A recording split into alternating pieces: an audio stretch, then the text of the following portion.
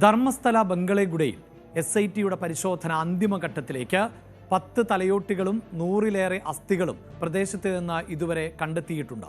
ഇതിനിടയിൽ വനമേഖലയിലെ പരിശോധനയിൽ അസ്ഥിയുടെ ഭാഗങ്ങൾ സമീപത്ത് നിന്ന് കണ്ടെത്തിയ തിരിച്ചറിയൽ കാർഡ് കുടകിൽ നിന്ന് 7 വർഷങ്ങൾക്ക് മുമ്പ് കാണാതായ അയ്യപ്പയുടേതാണ് എന്ന സൂചനയും ഇപ്പോൾ പുറത്തു വന്നിട്ടുണ്ട്.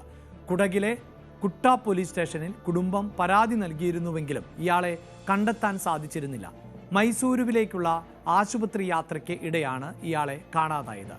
KV ബൈജു ഉണ്ട് വാർത്തയുടെ വിശദാംശങ്ങളുമായി. ബൈജു, ഈ വാർത്ത നമ്മൾ പ്രേക്ഷകരിലേക്ക് എത്തിക്കുമ്പോൾ തുടക്കം മുതൽ സൂചിപ്പിക്കുന്ന ഒന്നാണ്. ഇതിലാരൊക്കെയാണ് മരണപ്പെട്ടത്, അവർ എങ്ങനെയാണ് മരണപ്പെട്ടത്, അതിൻ്റെ ദുരൂഹതയൊക്കെ പുറത്തു വരണമെങ്കിൽ അത്രമേൽ വലിയ പരിശ്രമം നടക്കേണ്ടതുണ്ട്. ഈ കിട്ടിയ മൃതദേഹാവശിഷ്ടങ്ങളിൽ തന്നെ DNA പരിശോധന ആവശ്യമാണ്. അങ്ങനെയൊക്കെ വലിയ സങ്കീർണമാകുന്ന നടപടികളാണ് ഇനിയും ഉള്ളത്. അപ്പോഴും ഇത്രയധികം തലയോട്ടികളും മൃതദേഹാവശിഷ്ടങ്ങളുമൊക്കെ ലഭിക്കുന്നു എന്നത് വളരെ പ്രധാനപ്പെട്ടതല്ലേ?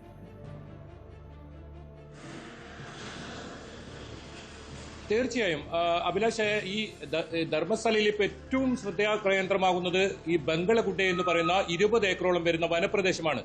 ഇവിടെ കഴിഞ്ഞ കുറച്ച് ദിവസങ്ങളായി SITയുടെ പരിശോധന ഈ സ്ഥലം മാത്രം കേന്ദ്രീകരിച്ചാണ്.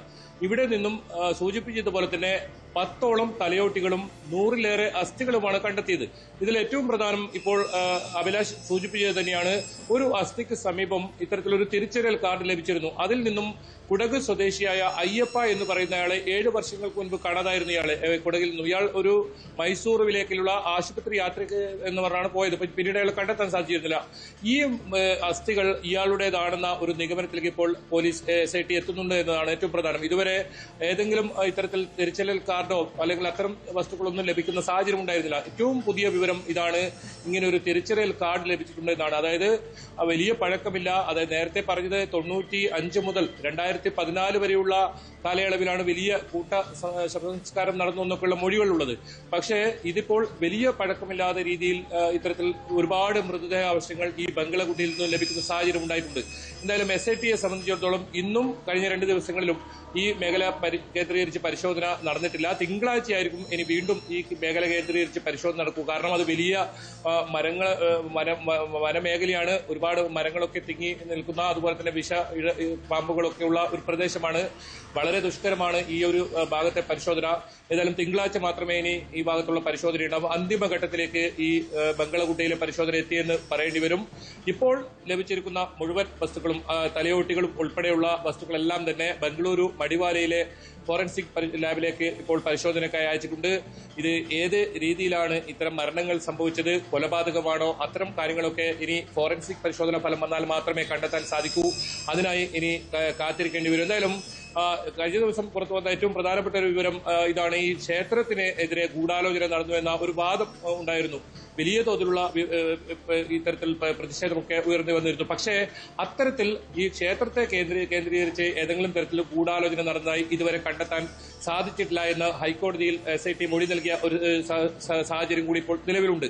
എന്തായാലും ദുരൂഹതകൾ ഇപ്പോഴും ധർമ്മസ്ഥലയിൽ തുടരുന്നു എന്ന് വേണം പറയാൻ. ഇതേ സ്ഥലത്ത് നിന്നും, അതായത് ബംഗളഗുഡയിൽ നിന്നും 1ാം ഘട്ട പരിശോധനയിൽ 11A എന്ന് പറയുന്ന മാർക്ക് ചെയ്ത സ്ഥലത്ത് നിന്നാണ് ഒരു പൂർണ്ണ മനുഷ്യന്റെ അസ്ഥികൂടവും 50-ലേറെ അസ്ഥികൾ ലഭിക്കുന്ന സാഹചര്യം ഉണ്ടായത്. എന്തായാലും ബംഗളഗുഡയെ കേന്ദ്രീകരിച്ച് വിശദമായ പരിശോധന ഇപ്പോൾ നടക്കുന്നുണ്ട്. നമുക്ക് അനൗദ്യോഗികമായി ലഭിക്കുന്ന വിവരമാണ്. ഒരു പക്ഷേ ഇതിലും കൂടുതൽ മൃതദേഹാവശിഷ്ടങ്ങൾ ഇവിടെ നിന്ന് ലഭിച്ചിട്ടുണ്ടാവും. കാരണം അത്രത്തോളം വസ്തുക്കളാണ്. ദൃശ്യങ്ങളിൽ നിന്നും നമുക്ക് ഇവിടെ നിന്നും പുറത്തിറങ്ങുമ്പോൾ മാത്രമേ ദൃശ്യങ്ങൾ ചിത്രീകരിക്കാനുള്ള അനുവാദമുള്ളൂ. ഈ വനത്തിനകത്തേക്ക് ആരെയും അകത്ത് കയറ്റിവിടുന്നില്ല. അതുകൊണ്ട് തന്നെ ഒരുപാട് അസ്ഥികൾ ഇത്തരത്തിൽ പുറത്തേക്ക് കൊണ്ടുവരുന്ന സാഹചര്യം ഉണ്ടായിരുന്നു. ഏതായാലും അത് കൃത്യമായ കണക്ക് ഇപ്പോഴും ലഭ്യമല്ല, വ്യക്തമാക്കിയിട്ടില്ല. SIT ഒരു കാര്യവും ഇതുവരെ SIT പുറത്തുവിട്ടിട്ടില്ല. പ്രധാനമായും കോടതിയിൽ റിപ്പോർട്ടായി SIT സമർപ്പിക്കാനാണ് ഇപ്പോൾ തീരുമാനിച്ചിട്ടുള്ളത്. കൂടുതൽ ആളുകൾ ഇത്തരത്തിൽ സാക്ഷികളായി വരുന്ന സാഹചര്യം കൂടിയുണ്ട്. കഴിഞ്ഞ ദിവസമാണ് പുതിയ 2 സാക്ഷികൾ വന്നത്.